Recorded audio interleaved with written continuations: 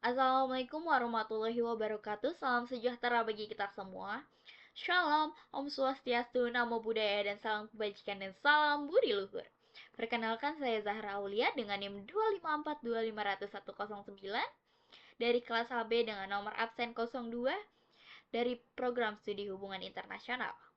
Pada kesempatan ujian akhir semester genap ini, saya akan mempresentasikan hasil analisis saya mengenai tema hoax dan stabilitas politik dalam perspektif geopolitik dan geostrategi Indonesia.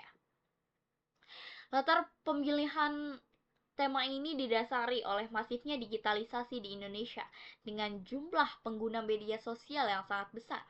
Ruang digital kita kini rentan manipulasi oleh disinformasi atau hoax.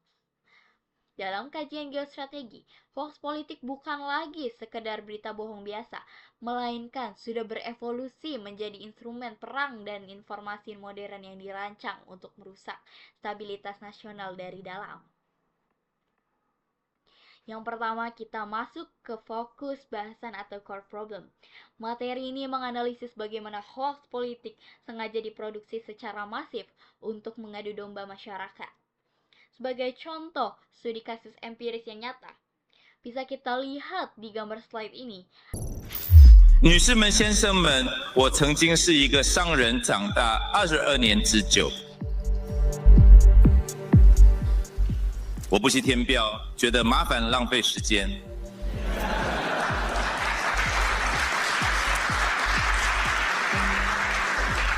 我不喜欢事情变得更加复杂。我喜欢事情简单而且高效。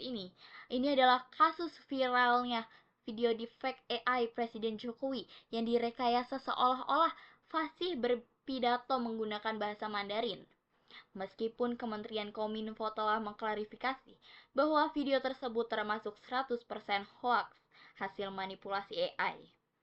Hasil tersebut sempat digulirkan secara liar di media sosial untuk memicu sentimen politik negatif, mendelegitimasi figur kepala negara, serta memancing benturan opini publik yang mengancam stabilitas politik nasional. Selanjutnya ada landasan kebijakan Indonesia.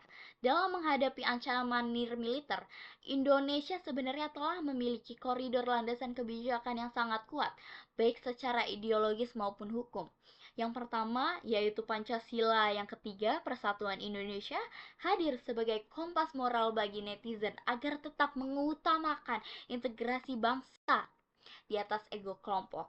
Yang kedua, secara konstitusional, Undang-Undang Dasar 1945 pasal 28F memang menjamin hak kita untuk berkomunikasi dan mendapatkan informasi.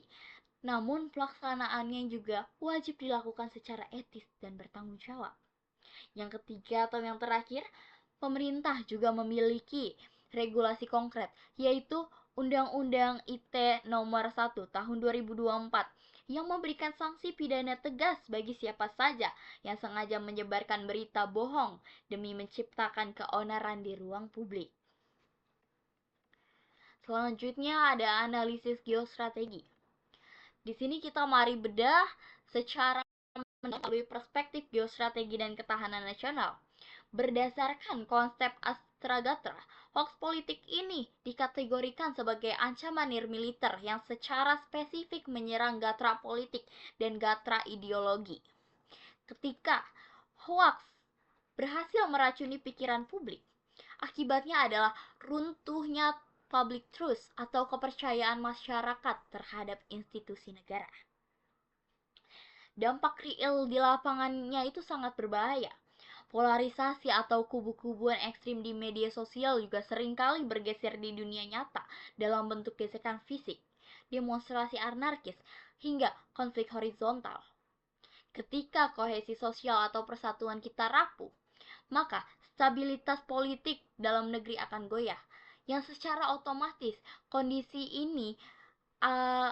domestik ini yang tidak stabil ini akan menurunkan posisi tawar geostrategis Indonesia di kancah internasional dan dapat mempersulit agenda diplomasi luar negeri kita. Sebagai kesimpulan, stabilitas politik adalah fondasi utama geostrategi Indonesia demi mencapai kemajuan dan mempertahankan kedaulatan nasional. Hoax politik berbasis teknologi adalah tantangan nyata yang harus diatasi dengan sinergi dua arah. Yang pertama ada solusi dari atas atau top down, adalah pemerintah harus konsisten menegakkan UU ITE secara transparan dan bekerja sama dengan platform digital untuk men-take down video hoax tersebut dengan cepat. Dan yang kedua, solusi dari bawah atau bottom up. Kita sebagai mahasiswa hubungan internasional harus mengambil peran dalam bela negara digital dengan cara meningkatkan literasi digital yang ketat serta membudayakan prinsip saring sebelum sharing. Jadi kita harus men-sharing dulu informasi tersebut, baru kita dapat men-sharing agar tidak terjadinya miscommunication. Sekian presentasi dari saya. File material lengkap dalam bentuk PowerPoint sudah saya cantumkan pada link video YouTube saya. Terima kasih atas perhatiannya. Mari kita jaga persatuan Indonesia. Sekian, terima kasih. Wassalamualaikum warahmatullahi wabarakatuh. Salam budi luhur.